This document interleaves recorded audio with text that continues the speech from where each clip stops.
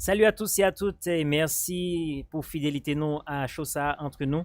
Et c'est avec un pile plaisir que nous avons la CAO, nous sommes capable de présenter édition ça, une édition spéciale côté que nous pourrons parler de travail journalistique à faire dans la rue pour porter bon genre information, bon genre nouvelles pour nous-mêmes qui la caille nous.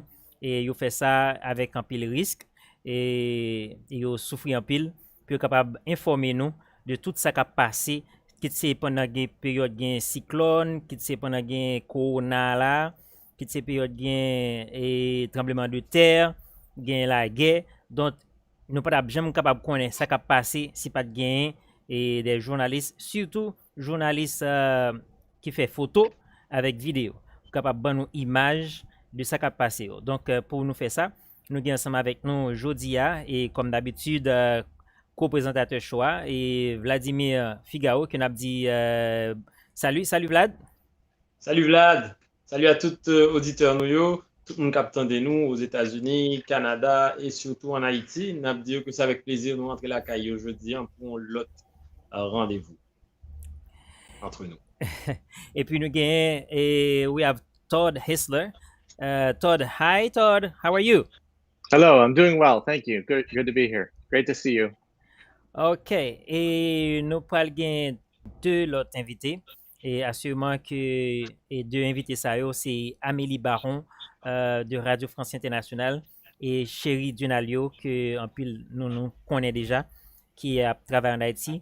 Mais il y a un petit retard et à cause que il y a une manifestation jeudi dimanche là, que la communauté protestante a fait et dans la rue jeudi. Donc, il y a le couvri événement ça et ça me pense que l'activité a fait fini. Donc, tu as supposé dans la route pour entrer la caillou, ça qui entre la caillou déjà ou bien. Donc, c'est avec eux, nous allons voir qui gens qui couvrent l'événement, qui gens qui travaillent et comment ça est, challenge dans tout ça. Donc, nous connaissons que nous ne parlons pas anglais. Et il y en a nous qui parlent anglais, il y en a nous qui parlent espagnol, il y en a nous qui parlent français, il y en a nous qui parlent créole. Donc, et pour la communauté panois qui parle créole là, nous avons Vlad Figaro qui a traduit, qui a aidé nous, qui a traduit tout ça que Todd Hessler pral dit nous et Jodia. Donc nous allons déraper ensemble avec édition spéciale entre nous ça que m'a rappelé nous que c'est une édition que nous fait en mémoire de des journalistes qui perdu la vie dans le cas d'exercice de fonction. Nous avons et parmi les journalistes ça nous avons David Kilgate qui a lunette là qui mourit en Afghanistan et ça c'était un fixeur un interprète pour lui en Afghanistan que tous les deux ils mouru et étaient ciblés par des groupes dans le pays Afghanistan. Et nous avons fait tout en mémoire de Vladimir le gagneur qui était porté disparu et jusqu'à présent pas jamais jeune colis et c'est un photojournaliste haïtien qui mourit et nous pas oublier tout de Nabil Hassan qui sorti du pays de Yémen qui mourit tout et dans le cadre d'exercice de fonction et nous connaissons en Haïti Vlad nous avons un ancien collaborateur moi ensemble avec Vlad Figaro qui c'est Jacques Roche qui était mort et lâchement assassiné en Haïti, sans oublier 12 et bah bien sûr bon non, tellement bien. Et... Sandra Duvivier, il va décéder Sandra. C'était quoi?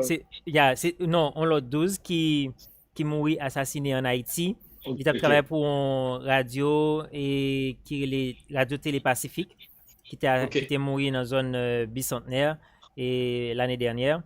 Et Jean-Dominique, pas mal de journalistes qui mourent et dans le cadre d'exercice, Félix Lamy, voilà, qui mourent dans le cadre d'exercice de fonction.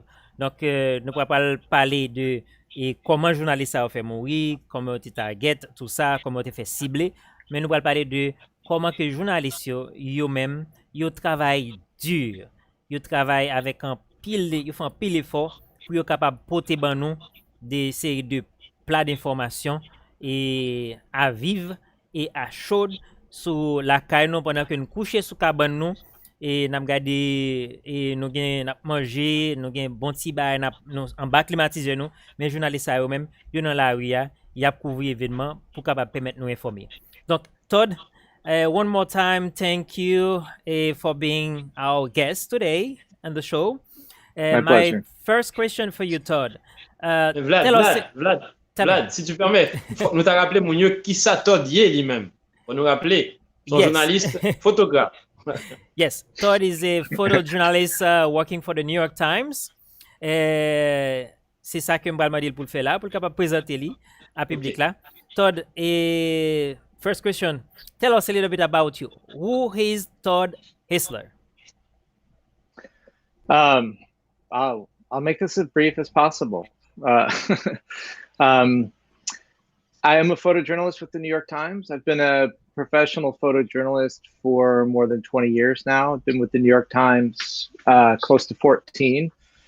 And I cover just about everything. I would say in the past few years, I've been working nationally mostly, covering, any issue from immigration to politics, to things related to the economy. I'd say if there's one way to describe the work that I do is like I try to take stories that are happening in the news and personalize them and go deeper into people's lives who are affected by whatever the story is. Alors, rapidement, Abdili, toi, tu avais expliqué que c'est un journaliste photo depuis une vingtaine d'années. Il travaille pour New York Times depuis à peu près 14 ans. Depuis 3 dernières années, donc, plus précisément, il travaille de façon locale, donc il peut aller à l'international, il couvre politique, notamment les histoires de tous les jours, tout, que lui-même, l'IEC Bayo, on approche un petit peu personnalisé pour montrer comment il touché la vie intime en série de monde, comment il a un impact sur les gens qui vivent l'histoire ça ou bien autour de l'histoire ça, les gens qui t'a témoin, les gens qui t'a touché et les gens qui t'a acteur. And I would add that since March, I almost exclusively work in New York again because there's not a lot of traveling going on. That's not to say that my colleagues aren't traveling, but for now I'm committed to covering the story here and been obviously working a lot around coronavirus and following how that's affected my community here. Donc, depuis mars, je nous suspect client, depuis l'heure que tu es déclaré pandémie, c'est sûr que il n'a pas voyagé, il n'a pas déplacé même gens encore. Il gagne des collègues qui quand même continuent de voyager, puisque le voyage reprend, mais ce n'est pas le cas pour lui-même. Il travaille surtout axé autour de comment coronavirus lui-même envahit New York, et l'impact que il gagne et puis comment il touche la vie. All right. Thank you, Vlad, Figaro. Thank you, Todd. So, Todd, you're talking about the coronavirus. So, have you been? I know you live in New York. So, you or your family have been affected by the COVID-19 directly or indirectly? I would say indirectly. I mean, thankfully, none of us have gotten it, and we've taken a lot of the precautions as best we can. I've been out covering this from day one.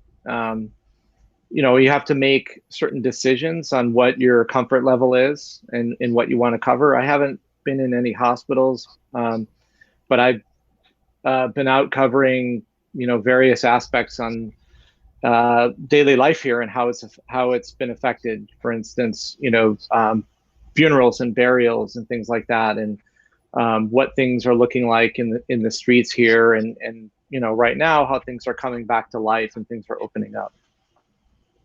Alors Todd, rapidement, Vlad demandé comment la ville t'est affectée par coronavirus là. Est-ce que t'es gen moun qui t'est infecté? Alors t'es expliqué que Bola Kaipal, Dieu merci, pas quelqu'un moun proche li qui t'est atteint de maladie. Cependant, il fait un gens pour lui investiguer, pour lui garder, pour lui comprendre comment maladie ça a affecté quotidien New Yorkais, quotidien moun Kampoul, mais n'importe quel autre monde que le pas connaît qui a vivre dans la ville de New York. Il n'est pas jamais allé dans l'hôpital vraiment, mais il regarde comment des bagages simples quand on fait maquette, quand on sortit à le travail, vini changer, vini, je nous connais là, gagne un impact différent en raison de coronavirus là. Et c'est, dit principalement ça que il fait dans l'enquête libre. I would add too that, I mean, never in a story in our lives have we've all been affected by a particular story. I mean, it permeates everybody's life in the world right now, and it's not something that you can really take a break from or escape from. You know, in previous stories that I've worked on, you travel to places, or even if you don't travel, you cover a certain story, and you're lucky enough that you can go home to your family and you know, not truly be affected by it the way the people you are covering are.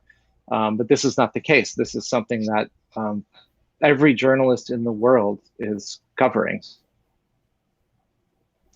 Alors, tu as expliqué donc que c'est, l'ité voulait souligner, les rappeler que situation ça que la couvrir, c'est pour une fois la couvrir un sujet qui vraiment gagne un impact global ou impact mondial. Pas un monde qui pas touché, qui pas affecté par ça que le coronavirus a vient imposer en tant que rythme de vie, en tant que mesure de précaution, je nous connais là, il vraiment souligné aspect général et globalisant sujet ça que le coronavirus a constitué. As you know, so far, et pour le moment, et on tient chiffre, je vais partager avec Publica, The Guardian mentionné qu'il y a à peu près 20 journalistes qui déjà perdu la vie seulement dans le pays Pérou à cause pendant qu'il a couvert COVID-19. Pendant qu'il couvert coronavirus là, les journalistes sont arrivés perdu la vie, contracté maladie et ils mouru de maladie. 20 journalistes seulement au Pérou. Aux États-Unis, nous avons seulement un seul journaliste et qui mourit, c'est dernièrement, dans le mois de juin, avril ou juin, comme ça, et il est mort. Il était âgé de 48 ans, c'était un photojournaliste et qui mourit de COVID-19. Par contre, chiffre dans l'autre pays, au Canada, Vlad, si il y a un journaliste qui mourit pendant qu'il a couvert le coronavirus. À ma connaissance, Vlad n'a pas de gain donné ça, donc n'a quitté pour le moment comme non divulgué. Parce que je ne vais pas avancer pour me dire que non, pas gagné, mais aux dernières nouvelles, pour Québec, en attendant, je ne suis pas au courant. Il y a des gens qui probablement contracté, mais pour pas gagner vraiment qui décédé, ça t'a fait un grand bruit dans Québec. Mais pour Canada, qui ont des gens plus larges, je n'ai pas gagné un chiffre ça. Là. So, Todd, I was saying that according to The Guardian, 20 journalists have died from COVID-19. And we, in America, we only lost one. He was a photojournalist and he was 48 years old when he died. Apparently, it's someone that you know, Todd. I'm sorry, I couldn't hear the question because of the music. Okay, I was saying that according to The Guardian, the newspaper Guardian, so 20 journalists have died from COVID-19 in Peru. And here in America, we only have one. He was a photojournalist and he died. He was 48 years old when he died. It's apparently someone that you know. Anthony Causey. I was acquainted with him. He was a sports photographer here and pretty well-known guy. And I think it was pretty shocking to see, especially when he was sick for a while and it happened early on. And I think obviously affected a lot of people in our community because, we were all out in the street covering this, and to see one of our colleagues pass from this was really, it really hit home. Alors, c'est un monde que Anthony Causey, que Todd te connaît, son amitié que tu gagné, et c'est une situation qui vraiment secoué tout parce que quand même 48 ans c'est la fleur de l'âge et pour te connaître que tu es malade et que finalement il est décédé, c'est un bagage qui secoue la communauté journalistique là et tu capable de dire fraternité journalistes photographes qui constituaient quand même un petit groupe assez intéressant côté tout le monde parce que contre tout le monde. Thank you, Vlad. Todd, now you have been in Haiti covering the earthquake in 2010. So tell us a little bit about your experience in Haiti. It was the first time you go there and you discover a country completely devastated by an earthquake. So apparently it was the first time you're covering a disaster like that, an earthquake. So tell us about your first experience. Yeah, it was quite an overwhelming experience. I had never covered an earthquake before, and especially obviously not something on this level. And you know, I arrived about 2 weeks after the earthquake. I was sort of like the second group of our team to go in, and you know, you saw these just devastating pictures that came out early on, but nothing I felt could like truly encapsulate what you would see to be there on the ground. I mean, it just really hard to describe to people that weren't there. Alors Todd tu fait partie de équipe qui couvrit donc tremblement de terre en Haïti. Il avait expliqué qu'il arrivait avec deuxième vague, deuxième équipe de journalistes étrangers et de New York Times notamment, et il a expliqué que c'est un bagage qui était vraiment plus grand que nature, et faut que monde t'as vraiment un pays sur les lieux pour imaginer des aslan. Il pensait que photo par une justice à dévastation qui était gagnée dans le pays en laissant. By the way, yes. I took this picture. Yes, yeah. For those who don't know in the audience, Vladimir was invaluable in helping translate and get us around town and help us really understand Haiti and Port-au-Prince specifically. You know, we wouldn't have been able to work without you. Alors, Todd tape donc, voyons, beaucoup de chapeau, collègue nous Vlad de la guerre, qui était point photo et qui était présent. Sans lui-même, effectivement, travail journaliste étranger tape très difficile, pour ne pas dire impossible, parce que c'est une équipe qu'on a tout chemin, toute route, et notamment que la majorité était dévastée dans la zone ça, donc il faut qu'on ait un chemin parallèle. Dès qu'on est donc, il permet d'évoluer, avancer, et puis faire travailler comme ça doit, pour apporter nouvelles de façon la plus neutre possible. I should add that, you know, to talk about working on a story like that anywhere in the world, but especially in Haiti, and as the weeks went on, the life was not necessarily getting easier for people there. But you know, with any story, the world's attention always moves on to something else slowly, and the challenge for me, and I think for every journalist on the ground in something like this, is to do everything you can to help people pay attention. And as a photojournalist, I want to, as I said earlier, to really humanize the story and really look at what's been done before I got there, and try to see how I can continue to help people understand what's happening there, understand the narrative. And I think it's really important to get to know people on the ground and really get in as close as you can with people, you know, so that readers can make a connection to this and really get a better sense of what's happening. And it's challenging to keep doing that, but that's the goal, and that's what I certainly was trying to do when I got there, because I got there a little later. It wasn't, you know, like I said, in the first 2 weeks when it was like the top story. And you know, for somebody that's living through it, for someone that lives in Port-au-Prince, you know, that was the top story for a very long time, because it was, you know, their life. Alors, toi, tu as expliqué que un défi que les gagnants, c'est bail histoire, bail photo, avec histoire qui peut aller avec eux, ça que pour les clients, ils ont un visage vraiment humain.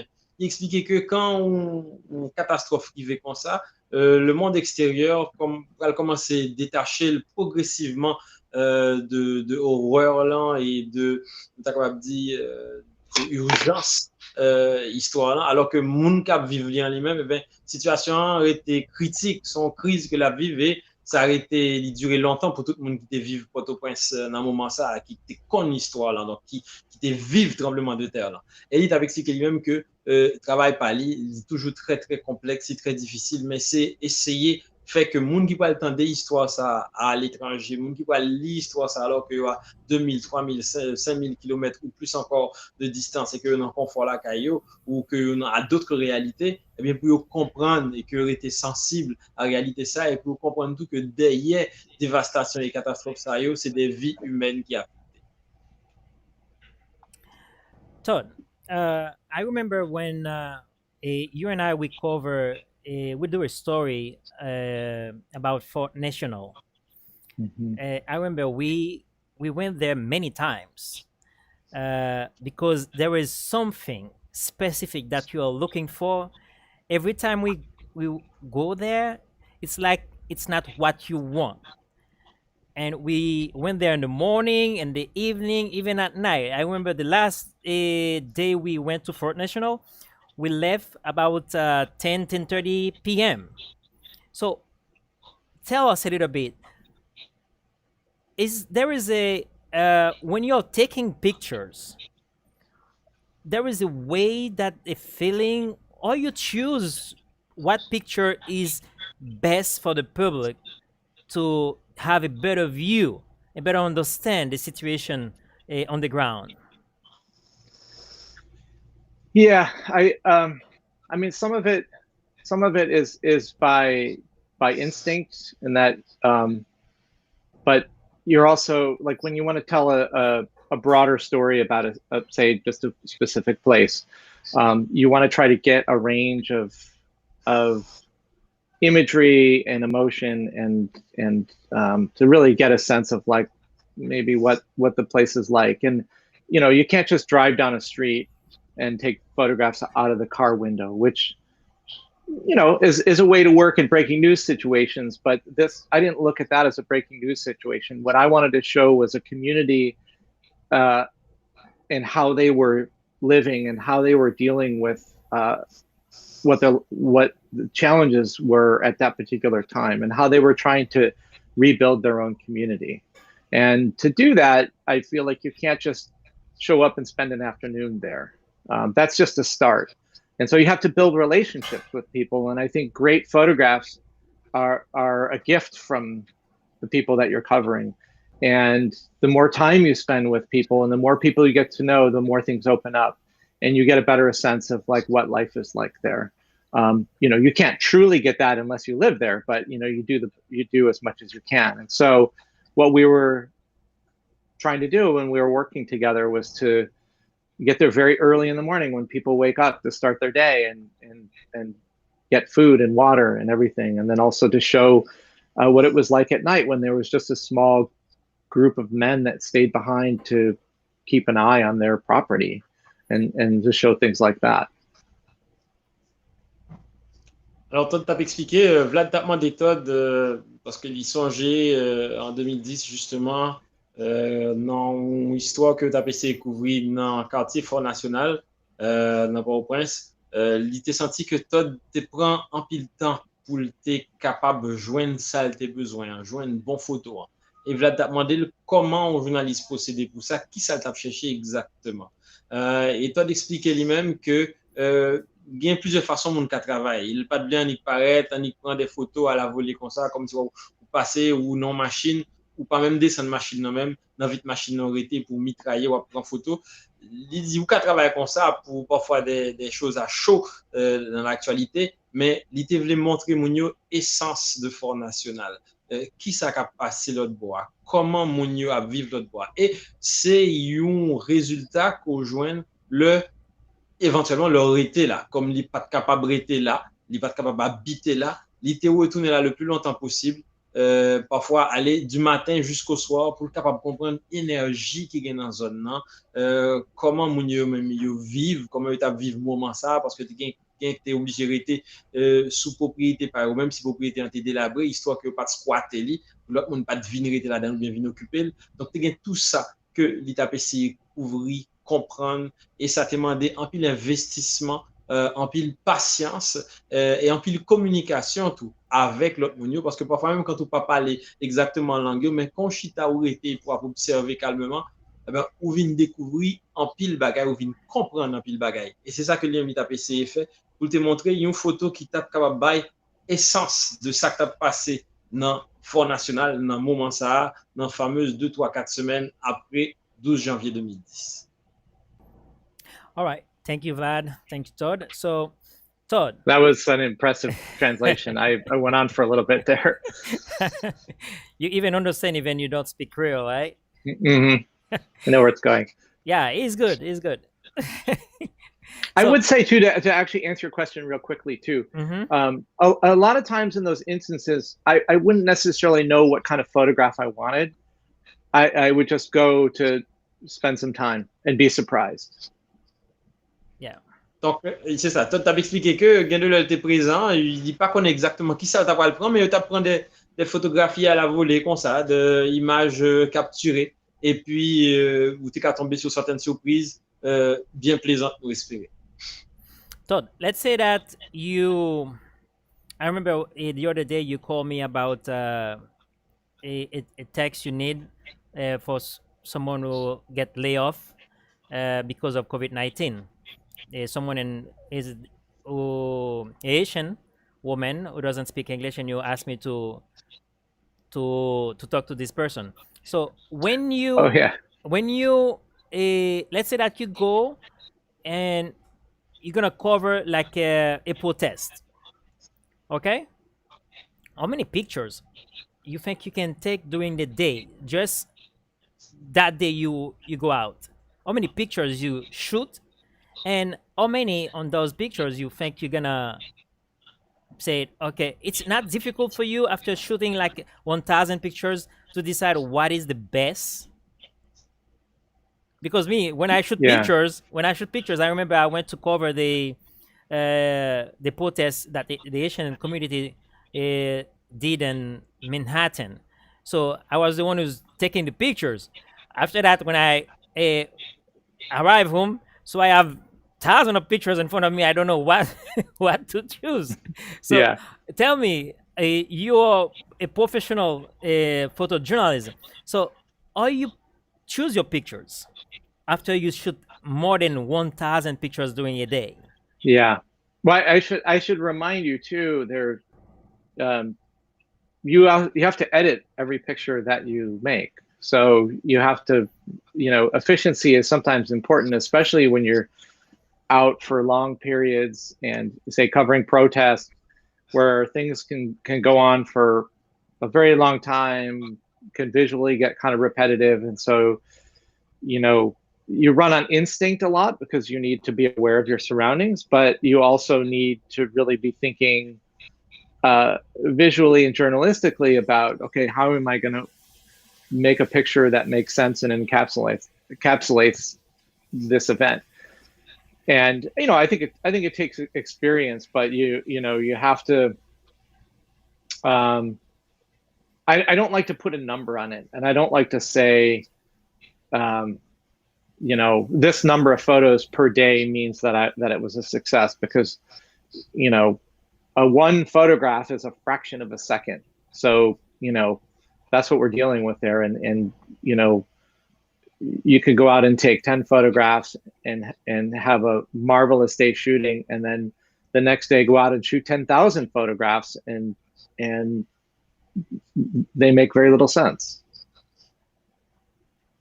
Alors, Vlad Laguerre t'a posé tant de questions, puisque lui-même tout, expérimenté métier de journaliste photo. C'est Vlad t'es une journaliste qui couvrit protestation que la communauté haïtienne a fait dans Manhattan. Et il t'a demandé, Todd, bien qui recette, qui stratégie que le gagne lui-même pour choisir la bonne photo là, au fin font travail, au fin font journée, au couvre manifestation, en protestation, côté où on prend un millier de photos, comment on peut le faire pour déterminer qui bon photo. Hein. Alors, Todd lui-même, il était bien expliqué dans la réponse client que il y a un aspect surtout qualitatif là-dedans. Alors, il dit, avant tout, pas oublier que photo ça, yo, ou bien pour éditer. Yo. Donc, une fois qu'on finit prendre photo, ou éditer, ou regarder qui ça que lui représenter sous un layout, autrement dit, qui ça t'a représenté sur une page et dans un texte et éventuellement, est-ce que est capable de faire une pleine page, est-ce que est capable d'aller en encadré, des choses du genre. Une fois qu'on finit le travail, comme ça, bah, on l'autre idée, puisque ça fait partie de deuxième volet travail. Là.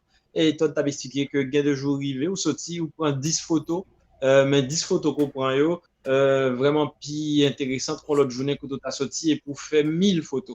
Donc, travail là vraiment pas dans quantité, hein, mais vraiment dans qualité et dans comment on pourrait aller saisir essence moment. Parce qu'une photographie, il rappelle, c'est quand même une fraction d'une seconde que lié. Et c'est ça qui pour baou toute une réalité d'un moment.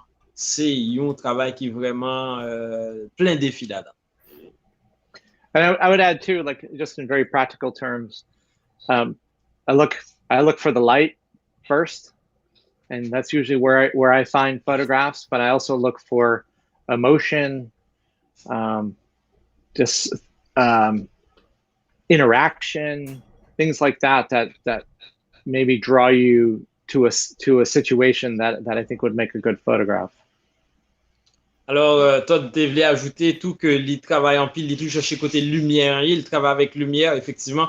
Souvent, on a essayé de faire photo dans le fait noir ou chiré parce que pas rien cap sorti. Et il focus tout sur essayer montrer émotion, yo. Essayer de comprendre qui émotion qui dominant, qui émotion que mon yo même yo partagé, au charrier. Et puis, essayer de faire émotion, ça a ressorti dans anglais et prise de vue. Donc, moi, je voulais rappeler pour le public là, moi-même, je ne pas aller dans l'école pour m'apprendre à faire photo, pour me devenir un photojournaliste, mais tellement gain Todd et que je travaille en pile avec lui, gain Damon Winter de New York Times, que nous faisons pile histoire ensemble.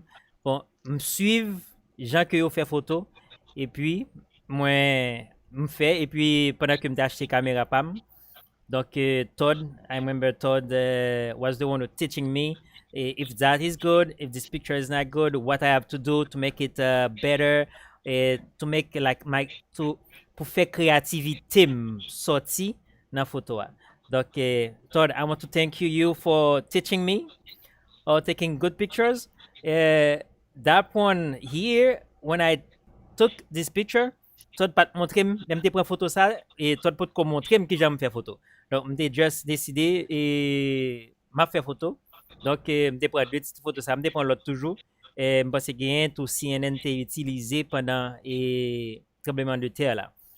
Donc me voulais dire Todd merci. Est-ce que il était apprendre moi et que j'aime capable faire capturer et de très bons images pour faire souvenir. Moi, je fais le plus pour plaisir.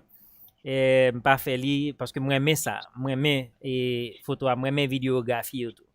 Donc, Todd, you went to Iraq, right? Yeah, long time ago. So, tell us a little bit about it's something completely different, covering a war than covering a disaster like the earthquake in Haiti or the pandemic like COVID-19. Yeah. Tell us about this experience. Yeah. Well, you know, they're different circumstances, and they all have their levels of risk, but they're same in that you have to do some research and take some precautions and make some decisions before you go. And so when I went to Iraq, it was not for the New York Times. It was for the Rocky Mountain News, newspaper that I worked with previously. But we still made the same risk assessments before we went. You talk to people that were on the ground before you got there. David Gilkey was actually a great resource. Chris Hondros, and then you have to decide what equipment you need, and you decide where you can go, where you're comfortable going, and who you're going to go with. And it's really important to share information with colleagues, and be in frequent communication with your editors. I would say, I mean, what's interesting now is with coronavirus and so much tension in the U.S. now, I feel like we're taking much more precaution with everything we do, and it's a good thing because your editors are really aware of the risks that you're potentially taking, and they're backing you up and taking the precautions to protect you, which I'm lucky enough to work for a place that's doing that. And so, to start maybe from now and work backward back to Iraq, with coronavirus, it's something in the beginning, we didn't know a lot about, and we've been learning along the way, and we've had people that have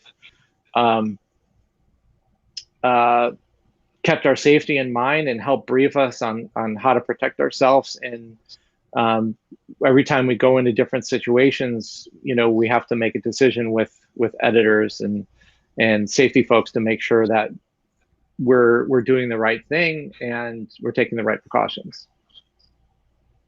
Alors, Vlad, t'as demandé, Todd, vu que c'est un journaliste qui couvrit en pile sujet, il couvrit tremblement de terre, mais il était couvrit tout la guerre en Irak, et puis il y a la couvrit évolution coronavirus dans New York.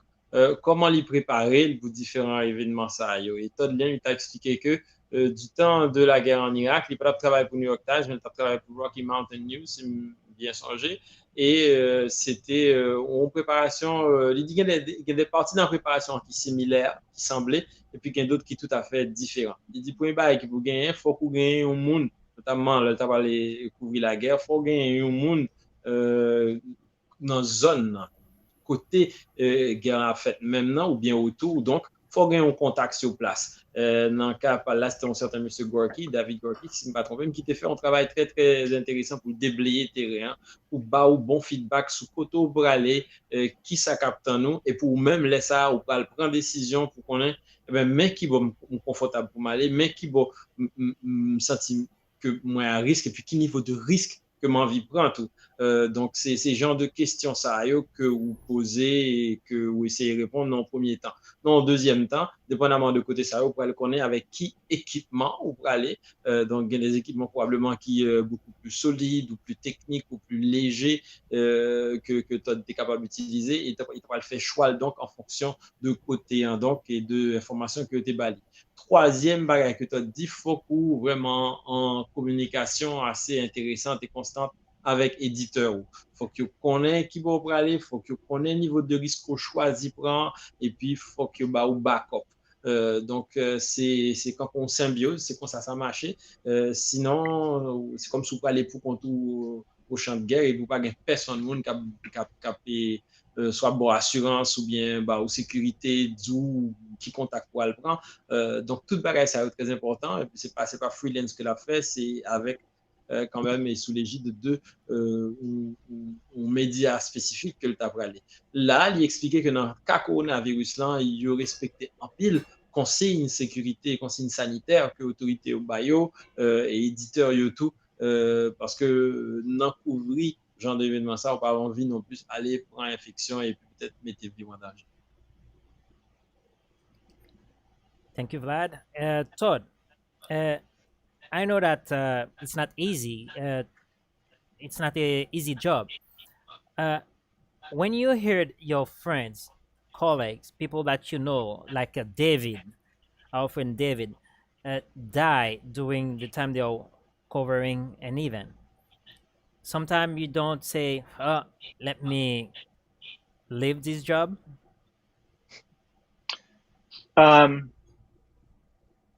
No, I think, well, I will say, David and Chris Hondros, I think both of them were some of the most experienced photojournalists in the business in terms of covering conflict and dangerous situations. So when we lost them, it really hits home that this can affect anybody, and nobody is immune to danger. and that you have to remember that. I think whenever something like that happens, there's always a reckoning in our community, and some people might scale back or change what they do. I certainly before David passed away, I had made a decision that I didn't want to work in war zones, but it never made me want to quit the profession.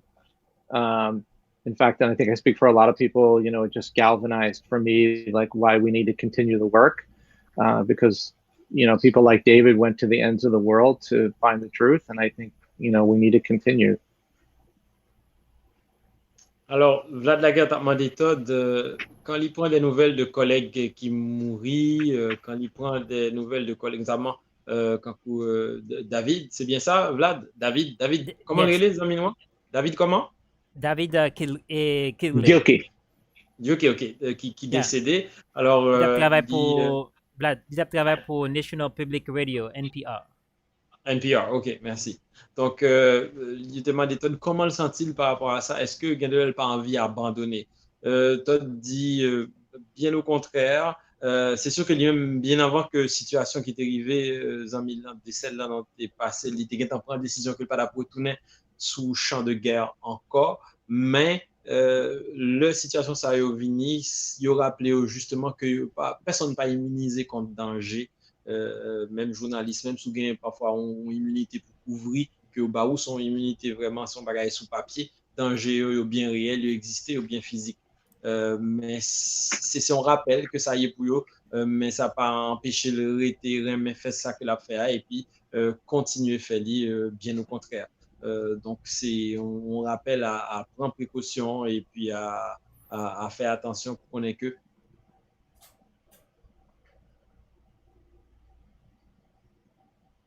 Hello, Vlad. Apparently, Vlad's computer is freezing. Okay. Todd? Let's hope he froze on the right point that I was making. Yeah, so Todd, one more question I have for you.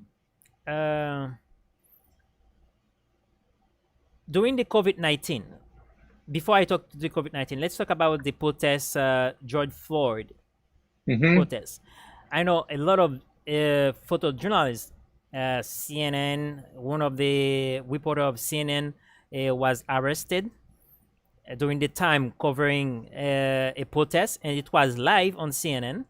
Yeah. And other journalists have been hit by police officers, even by protesters. Is something that happened to you as well during the time you cover a protest in New York or somewhere else? No, luckily I've been pretty safe in doing this, and in covering the protests in New York, I had not really run into much hostility. That doesn't mean it wasn't out there, but I would say the majority of the protests that I was covering or encountered were protests, and I had not had anybody to tell me to stop photographing or have any issues. There are moments that I've covered where arrests are being made. One in particular is after the curfew was set, and it can get pretty chaotic, and you can really get mixed up in the middle of it. I think you just have to remember that, especially now as things keep changing and tensions get higher in the United States, that you're, like I said earlier, you're not necessarily immune to what's happening around you. Just because you have press on your helmet or your press pass out doesn't mean you have a shield around you. So you have to operate with a level of caution and awareness that this is the world that you're living in. Good. So, moi t'a demandé, Todd, est-ce que pendant que t'a couvri événement tant que protestation qui t'est gagné après la mort, black américain ça qui c'est George Floyd, est-ce que lui-même li pas kon gen parce que te gen pile journaliste qui été arrivé menacé et la police menacé yo gen tous ces public là même et qui menacé yo protesteurs yo, est-ce que lui-même ça pas trivé li que te gen des policiers qui menacent ou même des gens qui a manifesté qui menacent. Donc, toi, tu dit nous que lui-même, il couvrait pas mal de protestations, mais ça n'a pas jamais arrivé que y a un policier qui dit qu'il n'a pas droit filmer ou qu'il n'a pas droit faire photo ça, il n'a pas droit faire ou bien saisir caméra ni dans le public, ni dans ni protestateur ni policiers pas jamais arrivé menacer. C'est pas seulement ici aux États-Unis, mais quel que soit côté que le passé, ça pas jamais arrivé que gagne un monde qui soit saisi caméra ou bien qui empêche le faire travail journaliste. Vlad, nous disons welcome back.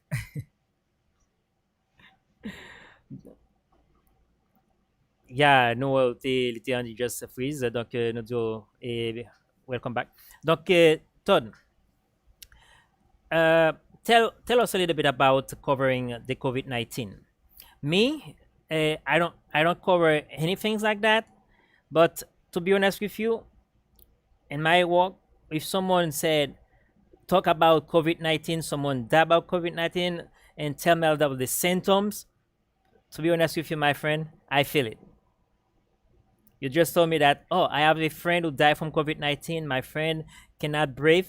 And the time for us to bring this person to the hospital, boom, he died. From automatically, I feel that I cannot breathe. Oh, yeah. So I imagine you're on the ground. You you have been in contact because you're in front line. You have been in contact with COVID-19 victims all the times. So it's the same thing for you? Yeah, I mean, this is just been really unique because, you know, we're talking about covering dangerous assignments and, you know, whether it's bullets or things that you can see, you know, there are ways to mitigate that. It's not the safest, but there are ways to, you know, plan your day around it and hide from it. But this is something that you can't see. And, you know, there's a lot of anxiety around that, especially when earlier when there was so much we didn't know about it and about, you know, protecting ourselves. So, yeah, I mean, there's certainly a lot of anxiety, but I think, you know, this is when you, I remember early on when things were starting to close, our editor Dean Bakay had said, you know, this is an event that like a once in a generation event. And, you know, you think about as a journalist, you have this overwhelming duty to get out there and cover it. You know, I have a family. I don't want to take, you know, reckless risks. And I'm lucky enough to work for a company that has not forced anybody to do anything. You know, they've been very thoughtful about giving us a choice of what we want to cover and how.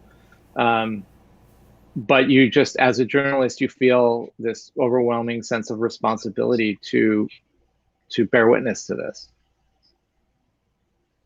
Alors, Vlad Lagat a expliqué que lui-même son monde qui est très sensible chaque fois que il pas couvrir en quelle situation de coronavirus, il pas gain quel sujet comme ça que découvrir en tant que journaliste, mais il t'a demandé Todd vu que Todd lui en première ligne comment le sentit parce que à chaque fois que vous parlez d'une situation comme ça ou bien que vous décrit qui ça mon a vivre, il commence à gagner une sensation de oppression et puis il gagne difficulté pour le respirer. Alors t'as demandé Todd bon côté parle comment ça affecte lui, qui ça le fait. Toi d'expliquer vraiment que effectivement c'est une situation qui peut être en pile anxiété, en pile tête chargée, en pile poser questions, réfléchir, en pile tête chaud finalement puisque pas rien mais non capable là qu'on son monde qui a contacté virus pour côté de la caille parce que le bon famille tout et t'as même que été sécuritaire. Mais dit que Dieu merci, dans le travail lien, il a posé question ça et tout, et puis éditoriaux, il a adressé question ça, il connaît que mon capable de gagner en pile stress qu'il y a à ça et il a essayé d'évacuer. Donc, mais en même temps, il t'a dit que le genre de situation ça a vivre là, sont pas arrivé une fois dans la génération.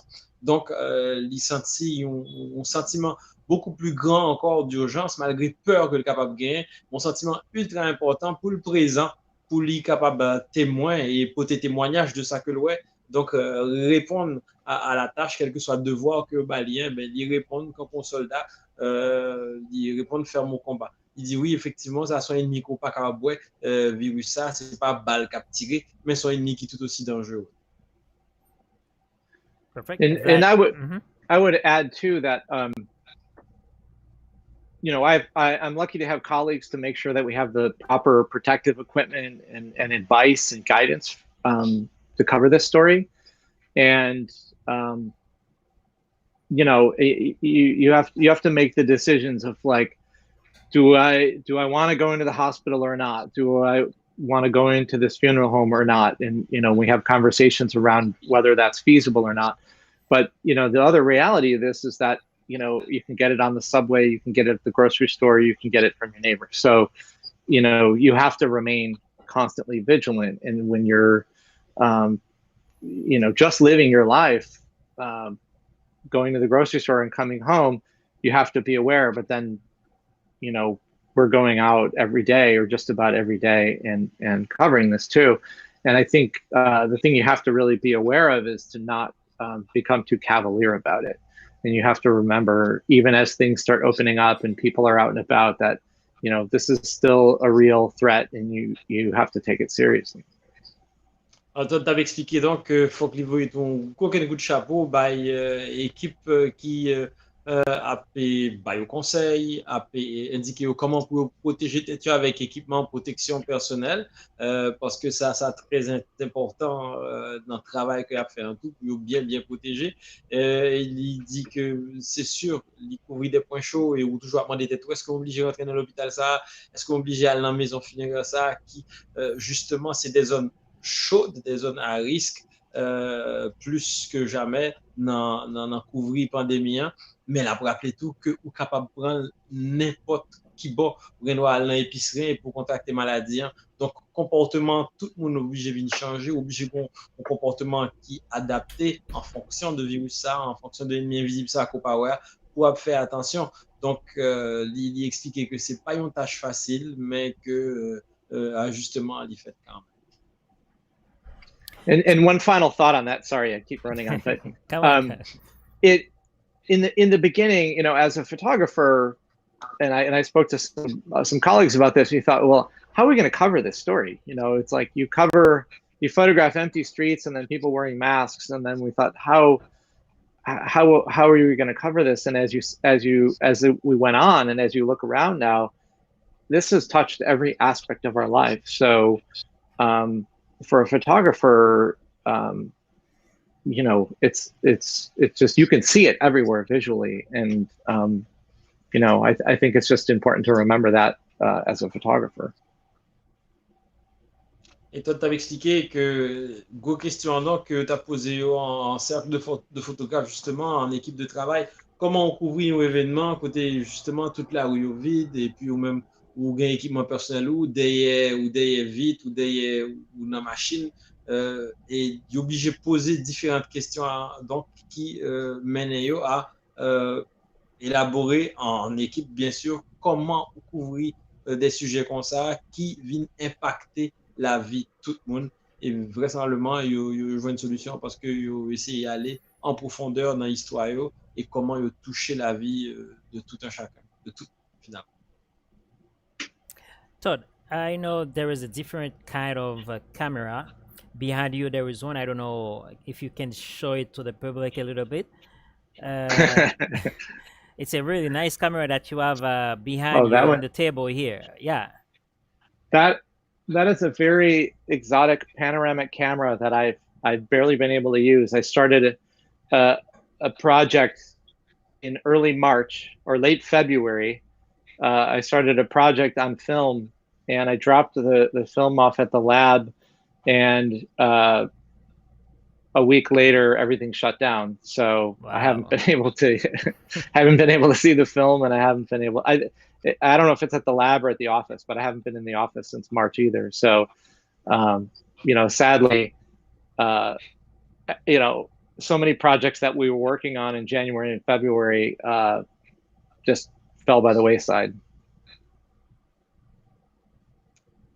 Vlet tap mande Todd pour équipement lieu, notamment une très belle caméra que le gain d'elle, hein, que l'utiliser tout récemment d'ailleurs pour un projet à partir de mars. C'est une caméra qui est panoramique, donc qui doit balayer un très bel angle de vue. Il dit que l'y déposer épreuve donc dans le laboratoire et jusqu'à présent beaucoup parce que justement à cause de pandémie, hein, toute bagaille, ils mettaient sous glace, toute bagaille pas fonctionné encore. Elle espérait ouais, oui, travail. Todd, even I don't know, for some reason, Cherry cannot connected, and we I know understand. I'm sad. I was looking forward to seeing him, and I haven't congratulated him yet on the Pulitzer finalist this past year. Yeah, but I think he probably gonna see the show because in Haiti there is a big problem of internet. It's not easy. It's not the time we remember when during the the earthquake, January 2010. We have to pick up specific area to find a good connection. So I think thanks is worse now regarding the internet. Anyway, so even Cherry is not here, but look at these lens. Oh yeah. So I always ask myself, how you guys choose the lens? Because I remember when I was with you in Fort National, you always carry two cameras. You have one on the left and one on the right, and they have different kind of lens. So, or you choose what lens and or to switch to a camera to another one. Yeah, well, I like to use. I mean that lens there is a very extreme telephoto lens, probably maybe a 400 or a 600 millimeter lens. So for a news photographer, it could mean two things: you're covering a sporting event because you can't be on the field, or you're covering a news event that you've been kept back very far from the scene. The latter of which no news photographer really likes to be in that situation because you're very far away. So I like to use wider lenses, or what's called a normal lens, which is like a 50 millimeter lens, is like what usually comes with your camera. It's closer to how the human eye sees. And I just want to get close to my subjects, and I want to, be close to people and make a photograph that really engages people. And I think whether you know what lens somebody used or not, I think there's a subconscious knowledge that anybody has when they look at a photograph. They can tell if it's a super telephoto lens, you can tell that it was far away, and I feel like it lacks some intimacy. And I think the closer you get to how the human eye sees, I feel like you can really connect with it. Alors, Vlad Lagat a posé Todd une question vraiment bien technique à propos de lentilles. Par contre, Vlad, si vous voulez remontrer encore photo lentilles, il t'a montré photo un collègue visiblement haïtien, probablement, donc qui t'a utilisé une lentille qui, entre, selon Todd, 400 à 600 mm. Et Todd a expliqué que ce genre de lentille, ça est utilisé souvent lors d'un sport. Et puis, où un journaliste qui a couvert l'actualité obligé loin de sujet. Et c'est pas une situation que remet en pile. Lui-même, bon côté parle effectivement, il est plutôt proche de sujet, hein, il est plutôt utilisé une caméra avec lentille de 15 mm, ça qui vient la plupart du temps sous toute caméra usuelle. C'est une distance qui est proche de l'œil humain, de ça qu'on est capable de voir donc à distance humaine plus facilement. Et il pensait que photo ça a plus intimité, plus chaleur et puis véridique que une photo que vous prend à distance et que les senti visiblement mon pas senti que photo ça quand on regarde là son photo qui soit agrandie ou une photo côté très éloigné de sujet. Donc c'est méthode pas ça mais Jean-Vlad t'avait expliqué là tout, il est toujours marché avec deux caméras, une pour s'il pas approcher et puis l'autre qui est proche là qui baille nous t'a capable dire feeling, sensation, œil humain. So it's almost time for us to done with the show, but I have some personal question for you. When you first start as a photojournalist, you have up and down, right? What? How long have you been doing this? When I started, I still have up and down. You mean emotionally, or what do you mean? How long have you been doing this job, working as a photojournalist? Well, I graduated college in 1994 and started that year working for a small newspaper. So quite a while, more than 20 years. Okay, during these 20 years, what is the best or the great memory that you have from doing this, and what is the worst one?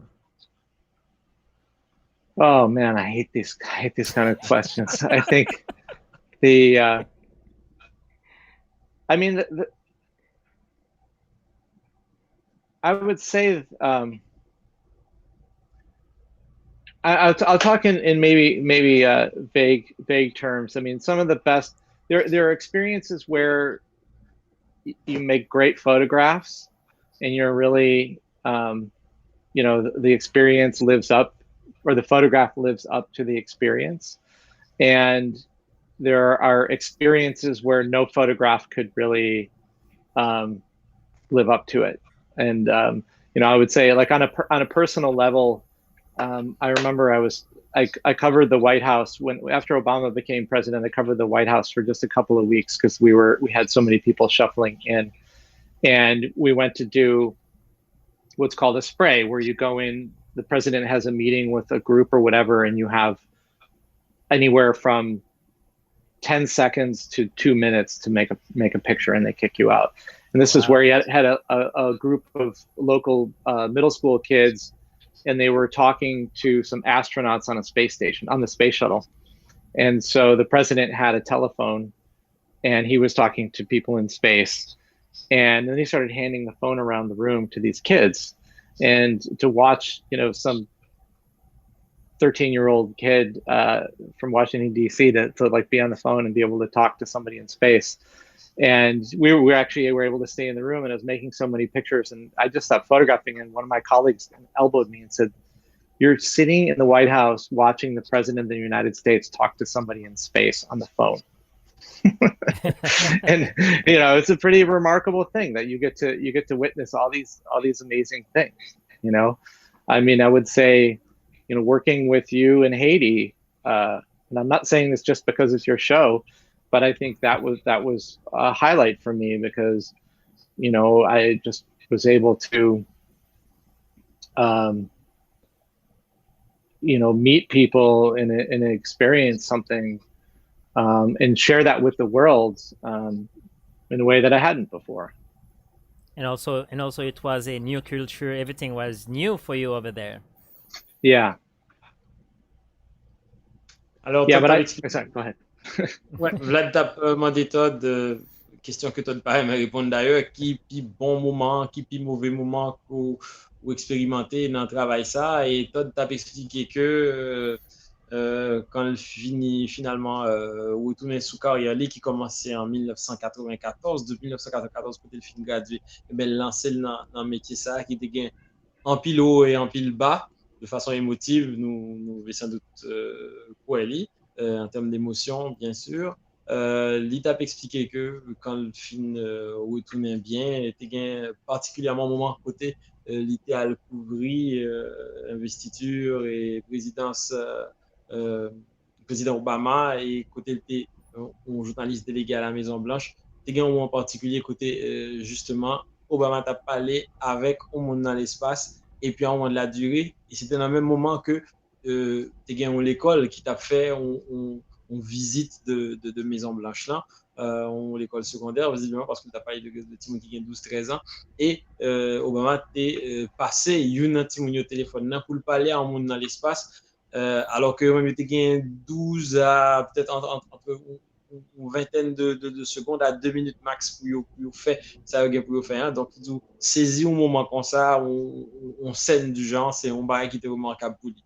Il songeait tout expérience liée en Haïti, pas parce que c'est chaud là de la guerre et que il était allé en Haïti avec lui, mais c'est un moment côté lui senti travail, tu veux mettre lui relayer ça que des gens à vivre comme expérience qui est assez lourde, assez dramatique. Et puis, tout échange culturel était intéressant. Donc, c'est des moments forts dans la carrière Todd. All right, And Vad. Uh-huh. can Go I ahead, kind Todd. of make one more closing thought on that? I'm so sorry, but I meet people who aren't photographers or kids, and they'll say, "What famous people have you met and photographed? What famous people have you photographed?" And I photographed them. It's part of what I do. But there's what's more fulfilling is to really uh, be let into to somebody's life who's not famous. You showed the pictures of Sonny in Fort National, and for him to meet with us and trust us and let us into the neighborhood and to meet people there and to see the work that they were doing to find people they knew that had died and to allow us in to be around them through some personal things. I think is so much more of an honor and an accomplishment, and that for me is the more fulfilling moments of the job. Alors, tu as expliqué tout le moment qui était t'as capable de dire, puis grand pour lui, moment qui était puis accompli pour lui. Souvent dans la carrière en photographe, il demande qui est célèbre que ou photographier. Il dit oui, il rencontre des gens qui célèbres, mais ce moment ça n'a pas remplacé des moments que il fait avec monsieur, madame, tout le monde. Quand pour le cas de photo que nous avons aller avec un compatriote qui est les Sony en Haïti, côté justement, monsieur ça t'a aidé, chercher, joindre moun qui disparaît en bas des combres pour capable pour capable joindre quoi donc pour capable bayo un service funéraire décent, eh bien, travaille dans ces circonstances ça, travaille avec un monde qui te gagne un but comme ça, t'es vraiment plus grand et puis remplissant pour Todd. Son moment qui est vraiment comblé, les charmés, autant que s'il était, peut-être plus même que s'il était à le photographier, un monde qui célèbre. Donc, c'est, en essence, c'est ça qui lui ramène un travail qu'il fait. Justement, c'est ça que me devrais poser, Todd. Et exactly, Todd, that was my next question coming from my daughter, Debbie. Hi, Debbie. So, Debbie would like to ask you if you should picture of Beyonce. No, I have not photographed Beyonce, but she would be high on the list. If there was a famous person, yes, she would be. All right. So, yeah, Vad. Oui, alors début, puis tu de la guerre, tu as posé une question, tu as connaître est-ce que tu as photographié Beyoncé, sans doute c'est une personnalité que le gamin, et tu as dit non, beaucoup fait ça, mais assurément c'est un dans liste pour le photographe. All right. I'll make a deal. She will be the first person I call if I ever do. And maybe la she would les like... début en premier, c'est ça, s'il fait photo ça. Todd, I remember we're gonna hand the show because it's 3:10. Oh, So- yeah. Sorry. So Todd, I remember, like I said in the beginning, this show we made it in memory, in loving memory of our friend David, who is in this motorcycle here on the right of your screen, who died in Afghanistan, and the person on the left without the sunglasses was his fixer, and also the show is in the memory of Vladimir Leganier, kidnapped and killed in Haiti. He was a Asian photojournalist. Vad, Todd and I, we have this picture like you can see here. We all Yeah. here journalists. c'est un paquet de journalistes qui chita là. Là, nous t'es allé, c'était dans et veillé, il t'a fait pour David et Washington, DC. Donc, nous t'es allé pour nous capable de rendre un dernier hommage. Et puis, c'était un moment vraiment dur, vraiment et triste pour nous-mêmes parce que notre ami David, c'est un monde qui remet vivre. Monsieur à l'Haïti, faut me dire pour public haïtien, monsieur à l'Haïti, monsieur remet Haïti. Et là, les plusieurs fois en Haïti, ensemble avec Jason Bourbian, qui a couvert le tremblement de terre là, il a même décidé, parce que tellement fait histoire sur le tremblement de terre là, il a décidé de dire que faut qu'il vienne une autre fois en Haïti, fois ça, il pas venir parler de côté tremblement de terre, côté qui sad de Haïti, mais de touristes en Haïti, côté touristique haïtien. Nous sommes allés Cap Haïtien, nous te prenons comme destination Cap Haïtien avec Jacques Mel. Et nous arrivons dans les citadelles, dans les palais sans souci. Il fait de excellents et pile belles photos, mais malheureusement, en 2015 ou 2016, et nous avons perdu les amis ça et en Afghanistan. Donc, c'est ça. Donc, c'est en mémoire de lui-même, ensemble avec Vladimir le gagneur, que moi pas de connais, mais qui est un jeune haïtien très talentueux, qui fait un pile excellent photo, que je t'ai parlé en pile de lui, et qui t'a pris un événement, qu'il t'a couvrir, un reportage qu'il t'a fait. Mais c'était freelance, il t'a fait un événement, et Grand Ravine, et puis il y est allé, et c'était aller sans retour. Jusqu'à présent, il n'a pas jamais vu un cadavre, et il pas connaît exactement quoi faire, il quitter derrière et madame ni avec famille, les amis et collègues de travail. Donc c'est en mémoire de monsieur Sao et mémoire de tout journaliste qui assassiné, victime, Jacques Roche, Jean-Dominique, qui d'autre Vlad? Félix Lamy. Félix Lamy. Et seulement année ça là, et 2020, et il y a 3 journalistes au Mexique qui ont assassiné, et il y a 3 qui ont assassiné tout et dans le pays Honduras. Donc, son monsieur fait un pile travail pour capable que nous informer et la nous pendant que nous bas climatiseur nous sous sofa nous sous cabane nous dormi. Et nous avons 2 journalistes qui étaient supposés ensemble avec nous, Amélie Baron, ensemble avec Chéri Dionalio, et ils étaient retenus justement pour capable informer de qui ça a passé dans la rue Port-au-Prince.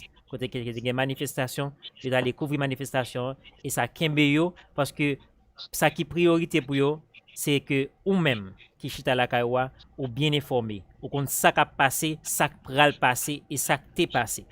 Donc encore une fois, thank you so much Todd for being our guest today. Thank we you. take 1 hour and 15 minutes in your time and more than that. Thank you, Vlad, for the translation. Todd, Vlad and I, we have been friends for a long time. So we work together in Telemax and Canal Bleu sports. But it's for the first time we are trying to do something different because we want the people to better understand other people. We don't talk about only journalism. We talk about everything, doctors, everything that can connect people to people, person to person. So that's what we are doing. We want a better world for everybody, a world that all of us can live in peace and fraternity and love. All right, Vlad? All right, mostly, effectivement. So, Todd, it's been a pleasure being with you, sharing your experience, and telling the people exactly what are the main objectives and difficulties and also challenges of a photographer, and whether it was for covering war or currently the COVID-19 or an earthquake in Haiti. You've shown us all the aspects of your work and how you prepare for that, and it was a pleasure sharing that with our auditors. Thank you. And Todd, you have a last word maybe in Creole for the public? A few Oh, words. I have very few words in Creole. All I can say is merci.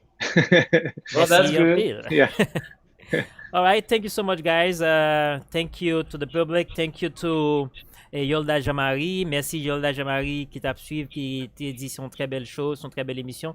Il remet et tout ça qui parlait. Merci à merci à Wopidon Michael, merci à Madame Vlad, Chiran Figaro qui fait tout décor ça nous est de Vlad là. Nous dit merci.